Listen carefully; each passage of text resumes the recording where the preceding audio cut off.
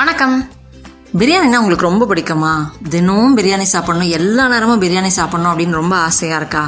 இந்த மாதிரி நம்ம ஒவ்வொருத்தரும் ஒரு காலகட்டத்தில் சந்திக்கக்கூடிய ஒரு விஷயத்தை பத்தி தான் நம்ம பார்க்க போறோம். நிறைய பேர் சந்திக்கக்கூடிய அப்படின்னு சொல்றதை விட நிறைய பேர் பாதிக்கக்கூடிய ஒரு விஷயம், ஆனா நம்ம பேசாத ஒரு விஷயத்தை பத்தி தான் இந்த வீடியோல நம்ம பார்க்க போறோம். அது என்ன விஷயம், அதை எப்படி சரி செஞ்சுக்கிறது அப்படின்னு பார்க்கறதுக்கு முன்னாடி நம்ம சேனலுக்கு சப்ஸ்கிரைப் பண்ணிக்கோங்க. பக்கத்தில் இருக்கக்கூடிய இந்த நோட்டிஃபிகேஷன் பெல் பட்டனையும் கிளிக் பண்ணிக்கோங்க. எமோஷனல் கிரேவிங், எமோஷனல் ஈட்டிங் அப்படின்னு சொல்லுவோம். அதாவது ஏதோ ஒரு உணர்ச்சி நம்ம உடம்புல வரும்போது நமக்கு சாப்பிடணும்னு தோணும். அதாவது சோர்வா இருக்கும், இல்லைன்னா யாராவது ஒருத்தர் திட்டாங்க, நம்மள மன அழுத்தத்துல இருக்கும் அப்படின்னும் போது நம்ம உடனே என்ன பண்ணுவோம், ஏதாவது ஒரு சிப்ஸ் இல்லைன்னா சாக்லேட் இல்லைன்னா பஜ்ஜி, ரொம்ப இனிப்பா இருக்க உணவு எடுத்து சாப்பிட தொடங்குவோம். இது பேர் தான் எமோஷனல் கிரேவிங்னு சொல்லுவோம். அதாவது இது உண்மையிலே வயிற்றுக்கான பசி கிடையாது. நம்ம வயிறு ஒரு சாப்பாடு வேணும் அப்படின்னு கேட்கிற ஒரு விஷயம் கிடையாது. ஆனா மனசுக்கு வரக்கூடிய பசி, அதாவது மனப்பசி அப்படின்னு சொல்லலாம். இந்த எமோஷனல் கிரேவிங்னா என்ன அப்படின்னு பார்த்தோம்னா, உடம்புக்கு பசிக்கல, அதாவது நம்மளோட உடலுக்கு பசி இல்லை, ஆனா மனசு ஒரு உணவை தேடக்கூடியதுதான் எமோஷனல் கிரேவிங்னு சொல்லுவோம். இது பொதுவா எப்ப வரும் அப்படின்னு பார்த்தோம்னா, ஏதோ ஒரு விதமான எமோஷன்ஸ்ல இருக்கும்போது, அதாவது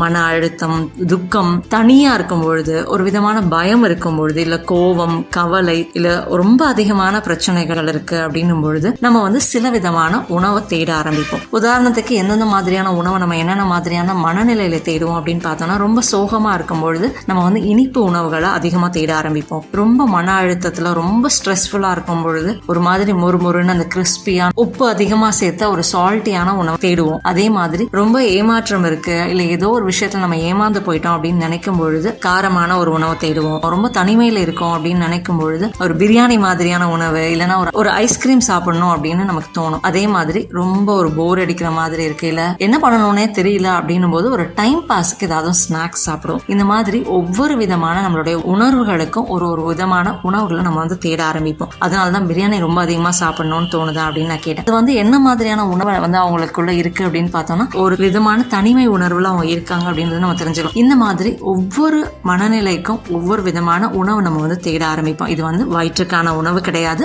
இது உண்மையிலேயே நம்ம வயிற்றுக்கான பசி கிடையாது. நம்ம பிரெயினுக்கு ஒரு கம்ஃபர்ட் ஜோன் தேவைப்படும் பொழுது அதுக்கு நம்ம போடுற தீனி தான் இந்த உணவுகள். இப்போ இது எப்படி நடக்குது, இந்த எமோஷனல் ஈட்டிங்னு சொல்லுவோம். இது எப்படி நடக்குது அப்படின்னு பார்த்தோம்னா, ஏதோ ஒரு விஷயம் தாக்குதலை ஏற்படுத்தும். அந்த தாக்குதல் நமக்கு ஏதாவது சாப்பிடணும் அப்படின்ற ஒரு எண்ணத்தை ஏற்படுத்தும். அந்த எண்ணம் இந்த மாதிரியான உணவுகளை சாப்பிட தூண்டுறது ஒரு அளவோட நம்ம சாப்பிட மாட்டோம். ஏன்னா அந்த உணர்வுனால நம்ம சாப்பிடுறோம் அப்படின்றனால அதிகமா நம்ம சாப்பிட ஆரம்பிப்போம். அதிகமா சாப்பிட்டு முடிச்சதுக்கு அப்புறம் நமக்கு என்ன உணர்வு தோணும் அப்படின்னா, அதிகமா நம்ம சாப்பிட்டுட்டோமே அப்படின்னு குற்ற உணர்ச்சி மாதிரியான ஒரு உணர்வு தோணும். திருப்பி இந்த உணர்வு என்ன பண்ணும், திருப்பி நம்மள சாப்பிட தோணும். சோ இது ஒரு சைக்கிள் மாதிரி அப்படியே சுத்திக்கிட்டே இருக்கும். அதாவது ஒரு விதமான மனநிலை, சாப்பிட தோன்றது, அப்படியே ஒரு சுழற்சியா போயிட்டே இருக்குது. இந்த ஒரு சுழற்சியை நம்ம உடைக்கல அப்படின்னா நம்ம சாப்பிடக்கூடியது உணவு இல்ல, நம்மளுடைய உணர்வை தான் நம்ம சாப்பிடுறோம் அப்படின்றத நம்ம தெரிஞ்சுக்கணும். அதனால இந்த சுழற்சியை நம்ம உடைச்சு நம்ம வெளியில வரும்பொழுது மட்டும்தான் நம்மளுடைய ஆரோக்கியம், அதாவது உடல் ஆரோக்கியம் மட்டும் இல்ல மன ஆரோக்கியமும் அங்க இருக்கும். இப்ப இந்த இமோஷனல் கிரேவிங் இருக்கக்கூடிய நேரங்கள்ல நம்ம விரும்பக்கூடிய உணவுகள் என்ன நமக்கு அந்த நேரத்துல தேவைப்படுது அப்படின்னு பார்த்தோம்னா,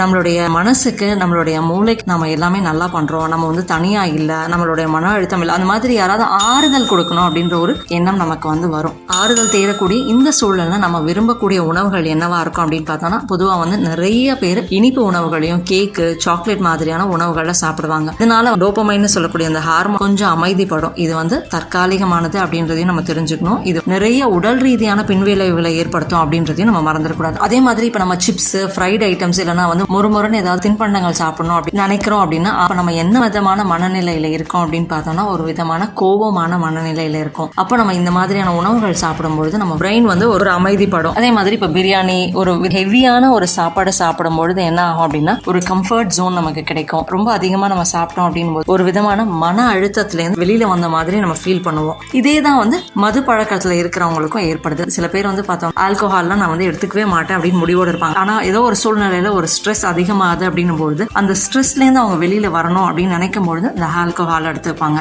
அதே மாதிரி தற்காலிகமா ஒரு விதமான எனர்ஜி வேணும், தற்காலிகமா ஒரு சோம்பல் இருக்கு அப்படின்னு நினைக்கும் பொழுது டீ, காஃபி மாதிரியான உணவுகளை நம்ம தேட ஆரம்பிக்கிறோம். அதனால இந்த மாதிரி மாதிரியான மனநிலையில இருக்கும்போது இந்த மாதிரியான உணவுகள் நம்ம வந்து பொதுவா தேட ஆரம்பிப்போம் அப்படின்றது தெரிஞ்சுக்கலாம். மாதிரியான உணவுகள்னால என்ன பிரச்சனைகள் ஏற்படும் அப்படின்னு பார்த்தோம்னா, உடல் பருமன் அதிகமாகுது, ஹார்மோன் சம்பந்தமான பிரச்சனைகள் வருது, பிசிஓடி மாதிரியான பிரச்சனைகள் வருது, தொப்பை அதிகமா இருக்குது, தன்னம்பிக்கை குறையிறது, அடுத்தவங்க நம்மளை பார்த்து ஏதாவது சொல்லிடுவாங்களோ அப்படின்ற ஒரு எண்ணம் வருது, மன ரீதியா நம்ம வந்து நம்மள தாழ்த்திக்கிறது, என்னால எதுவுமே பண்ண முடியுதே, நான் இதெல்லாம் பண்ண முடியாது அப்படின்ற மாதிரியான எண்ணங்கள் எல்லாமே வந்து இந்த மாதிரியான உணவுகள்னால நமக்கு அதிகமா கிடைக்கும். இந்த மாதிரி நம்மளுடைய இமோஷன்ஸ்னால நம்ம எடுத்துக்கக்கூடிய இந்த உணவுகள் தற்காலிகமா நம்மளுடைய மனசை மாற்றக்கூடியதாகவும் அமைதிப்படுத்தக்கூடியதாகவும் இருந்தாலும் அதனால வரக்கூடிய பின்விளைவுகள் உடல் ரீதியாகவும் மன ரீதியாகவும் ரொம்ப அதிகமானது அப்படின்றதையும் நம்ம வந்து மறந்துடக்கூடாது. இதனால நமக்கு என்ன ஏற்படுது அப்படின்னு பார்த்து நம்ம என்ன சாப்பிடணும், நம்ம எதை சாப்பிடணும் அப்படின்னு நம்ம உணவை தேர்ந்தெடுக்க முடியாம உணவு நம்மளை வந்து கண்ட்ரோல் பண்ண ஆரம்பிக்குது. இப்போ நம்ம உடம்புல வந்து பார்த்தோம்னா 2 விதமான முக்கியமான ஹார்மோன் கண்ட்ரோல் பண்ண ஆரம்பிக்கும். ஒண்ணு வந்து என்னன்னா கார்டிசால், அதாவது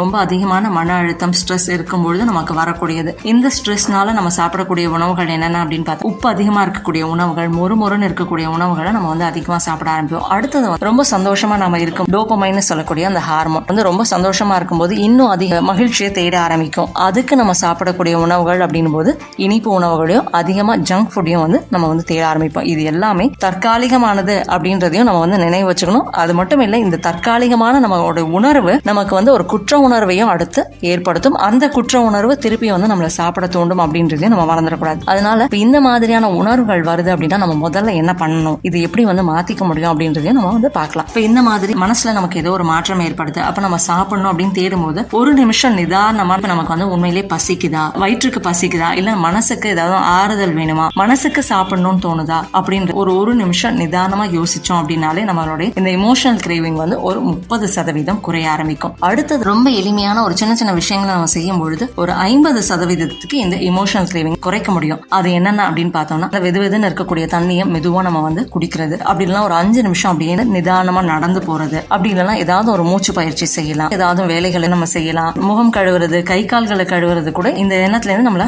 மாத்திக்கிறதுக்கு நமக்கு உதவும். இன்னும் ரொம்ப சுலபமான வழி என்ன அப்படின்னு பார்த்தோம்னா, நல்ல ஆரோக்கியமான உணவுகள், உங்களுக்கு ரொம்ப உப்பான உணவுகள் சாப்பிடணும் அப்படின்னு தோணுது அப்படின்னும் போது பாதாம், பிஸ்தா, வால்நட் இல்லைன்னா முந்திரி மாதிரியான நட்ஸை சாப்பிடலாம், அப்படி இல்லைன்னா பழங்கள் சாப்பிடலாம், இல்லைன்னா வந்து நீர் காய்கறிகள், வெள்ளை பூசணி, சுரக்காய் மாதிரியான காய்கறிகள் ஒரு 4-5 துண்டு எடுத்து சாப்பிடலாம், அப்படி இல்லைன்னா நல்லா சூடா வந்து ஒரு மூலிகை தேநீர் குடிக்கலாம். இந்த மாதிரி நம்மளுடைய எண்ணங்களை நிதானப்படுத்துறதும் அதே மாதிரி ஒரு ஆரோக்கியமான உணவுகளா அந்த நேரத்தில் நம்ம வந்து எடுத்துக்கும் பொழுது விரைவா இந்த எமோஷனல் கிரேவிங்ல இருந்து நம்ம வெளிவர முடியும். அது மட்டும் இல்லாம அன்றாடம் நம்ம செய்யக்கூடிய சில விஷயங்கள் விரைவா இந்த பாதிப்புகள் இருந்து நம்ம பாதுகாக்கிறதுக்கு உதவும். அது என்னென்ன அப்படின்னு பார்த்தோம்னா, நம்ம வந்து ஒவ்வொரு நாளும் ஒரே நேரத்துல நம்மளுடைய உணவுகளை எடுத்துக்கிறது, அதுவும் வந்து இரவு நேரத்துல ரொம்ப லேட்டா சாப்பிடாம ஒரு 7-8 மணிக்குள்ள நம்மளுடைய இரவு உணவை முடிச்சுக்கிறது. இரவு நம்மளுடைய தூக்கம் குறைஞ்சாலே நம்மளுடைய இந்த எமோஷனல் கிரேவிங் அதிகமாகும், நம்ம ஏதாவது சாப்பிடணும் அப்படின்ற ஒரு விதமான மனநிலை நமக்கு ஏற்படும். அதனால இரவு தூக்கம் வந்து குறைஞ்சது ஒரு 7 மணி நேரமாவது இருக்கிற மாதிரி பாத்துக்கணும். அதுவும் வந்து ஒரு 10 மணிக்கு படுக்கிற மாதிரி நம்ம வந்து பாத்துக்கணும். வீட்டுல வந்து எந்த விதமான ஒரு ஜங்க் ஃபுட்டையும் வந்து வச்சுக்காம இருக்கிறது சிறந்தது. ஒவ்வொரு நாளும் வந்து இதை சரி பண்ணிக்கிறது மட்டும் இல்லாம ஏதோ ஒண்ணு சாப்பிடணும்னு தோணுது, அதாவது தனிமையா இல்லைன்னா வந்து ஏதோ போர் அடிக்குதா இல்லைன்னா ஸ்ட்ரெஸ்ஸா அப்படின்றத கவனிக்க ஆரம்பிக்கிறதும், இந்த எமோஷன்ஸ் தான் நம்மளை சாப்பிட தூண்டுது அப்படின்றத தெரிஞ்சுக்கிறதும், அதுக்கு பதிலாக நல்ல ஆரோக்கியமான உணவையும் சின்ன சின்ன பயிற்சிகளையும் நம்ம செய்யறதே வந்து நம்மளுடைய இந்த எமோஷனல் கிரேவிங்கை கொஞ்சம் கொஞ்சமா குறைக்க ஆரம்பிச்சு விரைவா வந்து இந்த பிரச்சனையில இருந்து நம்ம விடுபடுறதுக்கு நமக்கு உதவக்கூடியதாகவும் இருக்கும். அதனால எமோஷனல் கிரேவிங் வருது அப்படின்னா அந்த நேரத்துல நம்ம வந்து அதை கவனிச்சு கையாளுறது அப்படின்றது ரொம்பவே அவசியமானது. இந்த மாதிரியான நேரங்கள்ல உடனே வந்து எதையாவது எடுத்து சாப்பிடாம ஒரு 10 நிமிஷம் நிதானப்படுத்தி அதை தாமதப்படுத்திட்டு உடனே எடுத்து சாப்பிடாம அதை செய்யும் பொழுதே தொந்தரவுல இருந்து வெளிவர முடியும். அது மட்டும் இல்லாம உடல் ஆரோக்கியம் இதனால பெரிய அளவுல மாற்றத்தை சந்திக்கும் அப்படின்றதையும் நம்ம வந்து தெரிஞ்சுக்குவோம். மனசுக்கு ஆறுதல் வேணும் அப்படின்றதுக்காக எதையாவது சாப்பிடாம நம்மளுடைய உணர்வுகளை புரிஞ்சுக்கிறது மட்டும்தான் இதுக்கான சரியான தீர்வு அப்படின்றதையும் தெரிஞ்சுக்குவோம். உடல்ல பசி வருது அப்படின்னா அதை வந்து உணவால தீர்க்க முடியும், ஆனா மனசுல வரக்கூடிய பசியை உணவால நம்ம தீர்க்கவே முடியாது. நமக்கு என்ன மாதிரியான எண்ணம் வருதோ அதை எப்படியெல்லாம் வந்து நம்ம மாற்றிக்க முடியும், அதை ஏன் வருது எதுக்கு வருது அப்படின்றத கவனிக்க ஆரம்பிப்போம். இந்த வீடியோ பயனுள்ளதா இருந்ததுன்னா லைக் பண்ணுங்க, மற்றவங்களுக்கு ஷேர் பண்ணுங்க. நம்ம சேனலுக்கு சப்ஸ்கிரைப் பண்ணிக்கோங்க. பக்கத்தில் இருக்கக்கூடிய நோட்டிஃபிகேஷன் பெல் பட்டனை கிளிக் பண்ணிக்கோங்க. என் ஆரோக்கியம், என் குடும்பத்தின் ஆரோக்கியம், என் சமூகத்தின் ஆரோக்கியத்திற்கான பயணம் இது. கைகோர்ப்போம், ஆரோக்கியத்திற்கு விதையாவோம். நன்றி.